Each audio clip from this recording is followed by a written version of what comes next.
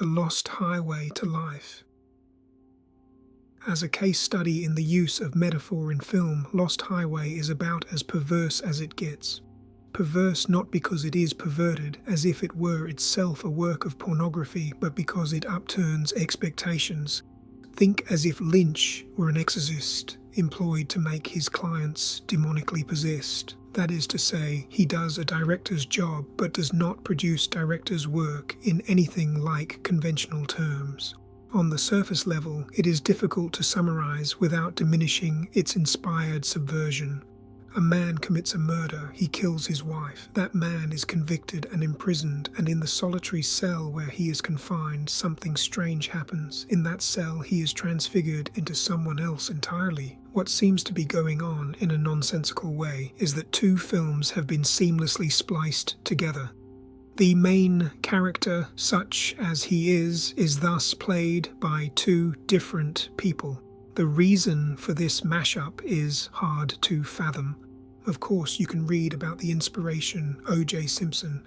As it turns out, the recipe ends up being a fine showcase for use of the silver screen as a canvas for the psychological landscape.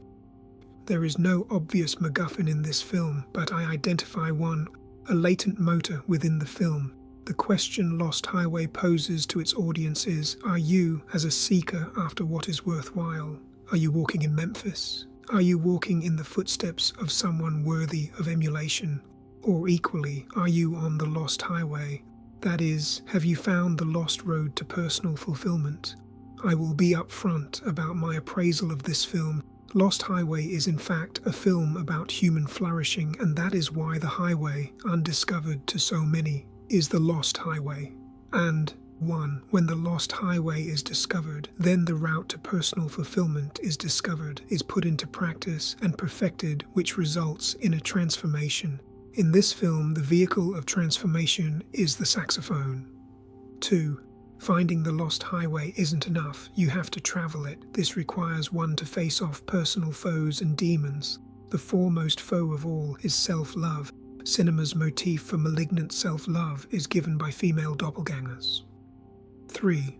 Where there is self-love, there is its master, the animus in a man which is uncontrolled male libido. This has to be seen off also.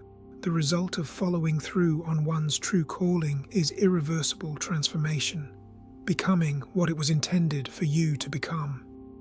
Thanks to David Lynch's sleight of hand, a major news story of the 90s is repurposed via a creative fugue, and the product is a murder mystery only in appearance. To answer his calling, Fred Madison has to transcend himself by putting self-love behind, and this is given figurative form, female doubles. 4. Psychogenic fugue, not as a state of dissociative denial, but as an enhanced mental state of heightened creativity. So, Lost Highway isn't really about a murderer, a film about a guilty wife killer no less. It is about finding one's calling, following what brings out the best in you, because the prize isn't a person or a thing, but is becoming what you were born to be. The Steve Jobs adage about falling in love with what you do is pertinent. In his phrase, the only way to do great work is to love what you do. The subversive nature of this film is to use female duality to represent self-love, sometimes described as the mother/whore dichotomy, which men and women internalize. The notion of a psychological landscape gives this tangibility. Thus, the task of the main character is self-overcoming, in a vaguely Nietzschean sense, but without the Germanic intimations of superiority. I use the idea in a very loose sense.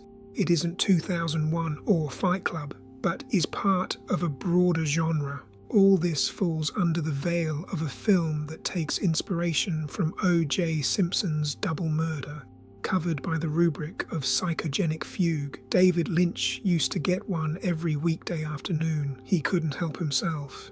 Being a meditator probably didn't help. Remembering it your own way. Among the many curiosities of the film, other than playing fast and loose with the notion of fixed persons and places, there is that curious turn of phrase. Fred Madison, he chooses to remember things his own way, not necessarily as they happened. I remember seeing this film in the early 2000s, or was it the late 90s? I agree with Fred. It is better remembered the way it was rather than the way it is, because the way it was retains a meaning that the way it is would otherwise erase. Memory deserves its own agency. The viewer who holds to suspension of disbelief in a wider sense, in the wider sense of no concern for befores and afters, that viewer becomes an accomplice to the film's act of logic breaking. Causality, like a time travel flow chart, dizzying as it is one analogy for the plotting. Remember also that this film, like Mulholland Drive, is an asymmetrical production. Think in terms of Mobius loops. Remember, a Mobius loop has only one side, two edges, but only one side. Trace a line along its length and you return to the beginning, but with the twist of a reversal. This reason is why it is an asymmetrical production, because transformation is an asymmetric operation. To return to the beginning, a changed person is to go on a journey that results in an irreversible change. This journey is the eponymous Lost Highway, a metaphor for animus. To speak of male animus is redundant because a man is already male. He effectively is his own animus.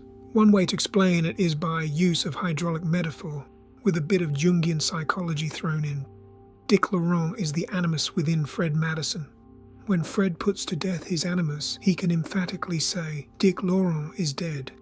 How to explain why animus exists? What is a man's animus? Jung didn't speak of an animus in a man because the center of a man, the center of his self, is his anima, his soul. The hydraulic metaphor for animus goes like this. Male animus as a reservoir of undischarged libido. Libido, to Jung and to Freud, was life force or energy. To Freud, it was the primary drive. Picture libido as a reservoir of energy, a big enough reservoir and a dam to hold it back, and you've got hydroelectric power. At intervals, the potential energy can be discharged through turbines, creating electricity. But if it is not discharged, it might be deposited into an overflow reservoir. That's the point of the metaphor. Libido that is not released forms a permanent reservoir of masculine energy which constitutes a person's animus. This is like a parasitic man within the man who dictates to its host. If libido is not discharged through creative action or genuine love, it stagnates into an overflow reservoir. This stagnant energy becomes a parasitic man within the man, a masculine ego that dictates to the host.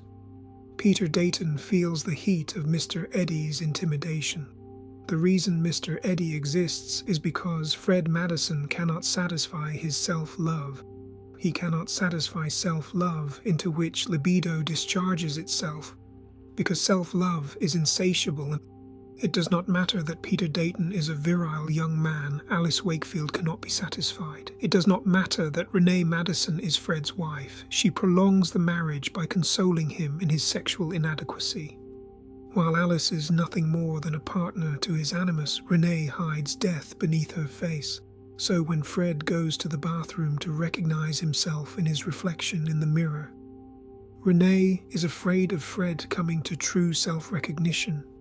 The duality of the female persona in the male psyche conceals their singular unity. The animus, however, carries a real name and a nom de guerre. Why the two? What is the significance of a pseudonym? When Peter is the coerced subject of Mr. Eddy, he honors him with his nickname, but when the aspect of Fred is killed, the real name is given signifying its death. Dick Laurent is dead. The road to Carnegie Hall and loss of self. In this film, two people play the same person, from Fred Madison to everyman car mechanic Peter Dayton. It is in the auto workshop that he hears the sound of his own musicianship at its apogee. Peter Dayton doesn't like the sound of it. Startlingly, he does not know what he is to become. And just how do you achieve a state where there is a loss of self? By becoming one with the sax, you lose yourself in the process. And just how do you become one with the sax? Practice, practice, practice. But first, you must leave self-love behind. One more time, how do you get to Carnegie Hall? Practice, practice, practice. First though, you must leave self-love behind. Convert your surroundings into a learning environment. Then practice, practice, practice. How do you get to play sax like a virtuoso in the Lunar Lounge? Fred Madison converted a bedroom into a musician studio and then practiced, practiced, practiced. Fred Madison's saxophone is no MacGuffin, quite the opposite in fact. More than a symbol, it represents doing what you love and loving what you do. He has fallen in love, but what he has fallen in love with is musicianship, not a person. What allows Fred Madison to leap across the gap from the bedroom studio he uses to hone his art to the calling he has stoked into the passion that gets him into Lunar Lounge? Steve Jobs' famous Stanford University speech laid bare the crucial importance of loving what you do. You've got to find what you love. Life is simply too short to waste on not loving what you do. Falling in love with what you love is the key to fulfillment. It's called Lost Highway because so few find it. How do you get on it? Because you must get on it. You must end up doing what you love. Tenor sax is Fred Madison's thing, but Peter Dayton is unfamiliar with what he is destined to become. And after all, who is? He is to become a jazz musician of the very highest order. And when you do find it, the vehicle of your life you'll end up driving will be automobile royalty, say, a Ford Mustang. But with the cops in hot pursuit, it is life, Jim, but not as we know it. It is the abundant life par excellence, which is what makes life interesting, even with the karma police in tow. The journey in retrospect. Summary. It is called the Lost Highway, not because it leads to nowhere, but because so few find it. That is the point of Lost Highway, to go on the journey that changes who you are. It follows the route of this movie in that it cannot be explained in strictly linear fashion. It can only be understood in retrospect, post facto. As Kierkegaard said, life can only be lived forwards, but only understood backwards. And that is its asymmetry. When your talent is elevated to the pinnacle level, when you are one with the instrument that brings out the best in you, then you are at Lunar Lounge. Not finding your calling is equivalent to the film that doesn't get made because Lynch didn't find the story interesting enough to film. In fact, that film exists and it's called Mulholland Drive. In the meantime, I hope you like this review. Thanks for watching.